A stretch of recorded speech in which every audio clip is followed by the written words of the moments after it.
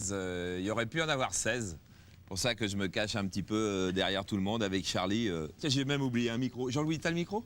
Ah, attends. Pourquoi il n'y a pas eu 16, Charlie? Pourquoi? Parce qu'on est des cons.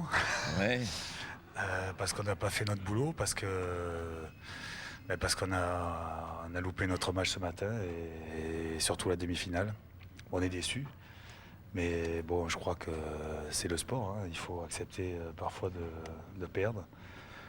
Alors, je rassure quand même ma mère, parce que Jamel est passé tous les soirs dans la chambre pour que je sorte. Je suis resté sérieux jusqu'au bout. Hein. Moi, je prends juste un tout petit peu le micro avant de le donner à Jean-Louis. Je peux te le donner d'ailleurs parce que j'en ai déjà un. Juste pour dire, on va parler de la déception, on va parler de tout ça. Juste pour dire que nous, une équipe qui pendant 5 ans nous a offert des résultats comme ça, c'est-à-dire 2 demi-finales des Jeux Olympiques dont une médaille, un titre de champion du monde, des victoires contre toutes les équipes toute l'année, qui a surmonté le handball aussi haut. Ben nous, on a été très, très, très contents et que cette 4e place, elle nous fait mal au cœur, bien sûr, comme à tous les autres, mais qu'en aucun cas, c'est une déception et l'équipe de hand, elle restera toujours notre équipe de hand. Jean-Louis, tu as un président à côté de toi, qui aurait pu être le président du champion olympique, mais qui... Président. Il a encore un peu de voix quand même. Oh, je pense, oui. Enfin, vous ne l'avez pas beaucoup utilisé pendant ce match, vous n'avez pas eu l'occasion de trop crier. Je rejoins parfaitement. Pardon. Le micro, Jean-Louis, quand... Je rejoins parfaitement ce qu'a dit Charles. Parce que depuis Barcelone, tous les garçons nous ont fait plaisir. Donc ce soir, j'ai tenu, même si nous sommes un peu déçus, à être avec eux parce que je partage leur déception comme leur joie. Mais je crois que les barjots, puisqu'on les appelait comme ça, contrairement à ce que certains peuvent dire, ne sont pas à mort et je suis convaincu qu'ils nous feront encore nous amèneront pas mal de joie. Est-ce qu'il y a encore cet esprit barjot, Denis? Bonne question, Jean-Louis.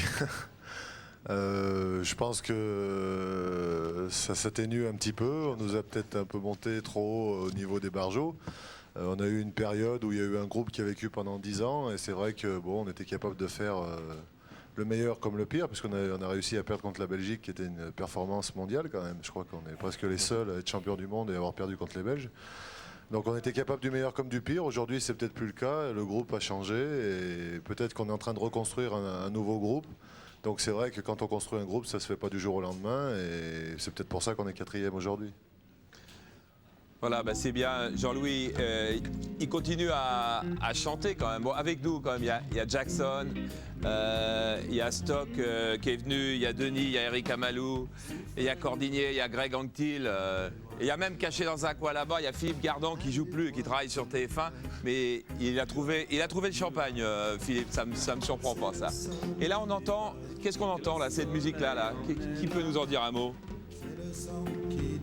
Ah ben c'est un petit disque qu'on a pu faire tous ensemble, enfin quelques-uns des barjots pour faire la promotion pour le handball, ce magnifique sport de plage. Qu'on retrouvera cet été. Exactement, avec les plus beaux strings de toute la côte. Okay. Bon, on n'allait pas se quitter sans voir un petit peu de hand. Jean-Louis nous a montré que quand même cette équipe de France de hand qui est très belle.